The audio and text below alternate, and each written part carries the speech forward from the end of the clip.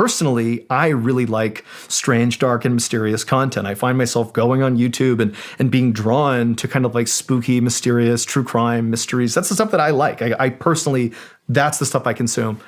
And I remember I had that document. Diatlov Pass is a very famous story about these hikers that go missing in the 1950s. They were hiking into the Ural Mountains to take this thing called their level 3 hiking test, which sounds really lame, but it's actually like the highest level of mountaineering in Russia at the time. And so these 9 hikers were the best at mountaineering by far. They're like celebrities in mountaineering. And if they pass this test and become level 3, it's a really big deal. But critically, these are people that are masters at being out on the mountain. They know what they're doing. And they go out on this trip, and this is the 1950s, so there's no cell phones or anything. They just had these checkpoints they would have to hit where there'd be campsites set up and a team waiting for them. And if they hit these campsites on time, it meant they covered the distance they were supposed to, and they'd get a check or whatever. You know, you're progressing exactly as you should. And I think they hit their first checkpoint, and then they did not hit their next checkpoint at the designated time.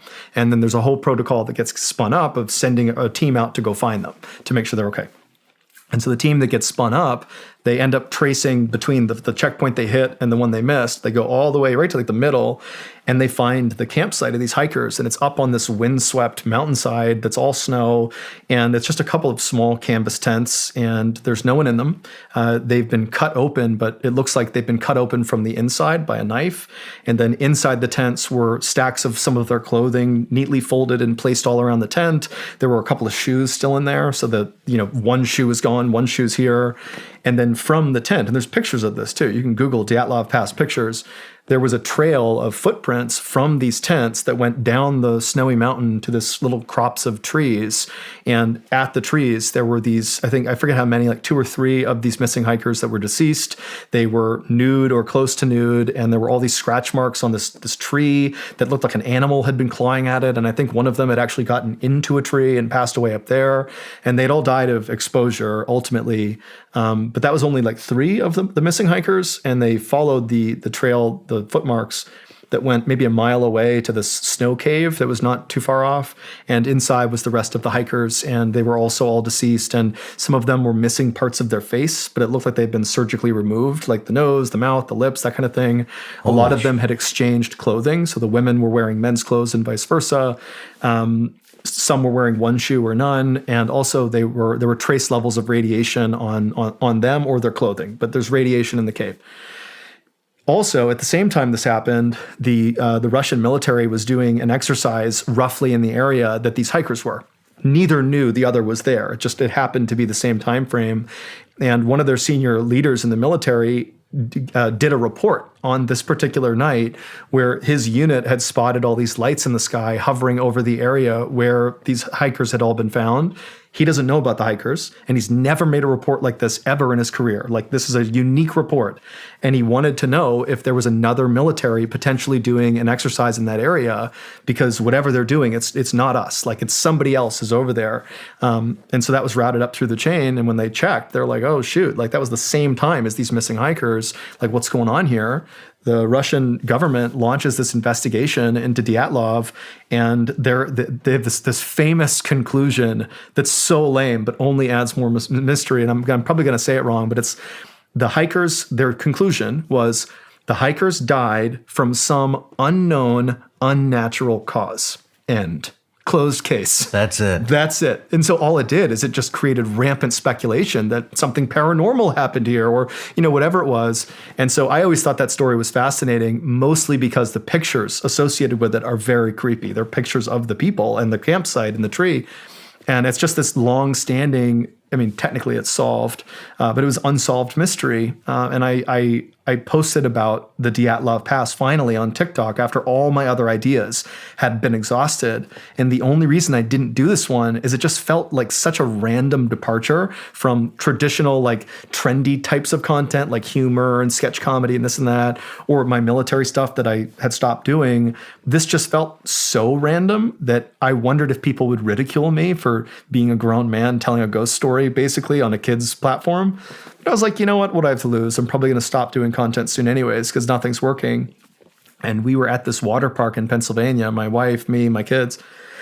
And this is an indoor water park, and I decide to make this Diatlov Pass TikTok. And so I'm in our little hotel room, and I threw together this crappy little video, just practically off the cuff, about Diatlov Pass, and I post it. But because we're going to be in the water park where it's going to be wet, I just left my phone in the room, something I never do, but went to the water park, and several hours later we came back, and I look at my phone, and it actually wasn't. I couldn't get it to open. It was like not working, and I plugged it in. Let's see if it was working. Finally turned it on, and I had notifications enabled on TikTok, which I don't now, but at the time I did. And there were so many notifications from this video, likes, comments, posts, that my phone was like unable to handle the flow of traffic, and I couldn't get into the app. And then when I finally did, there was like 5 million views on this video, in a matter of a few hours. And wow. For reference, before this point, I had never had a video surpass even 10 or 20,000 views, maybe 100,000 views, but it would have been over years of time. So I've never gone viral, and now this is like the most viral you're going to go.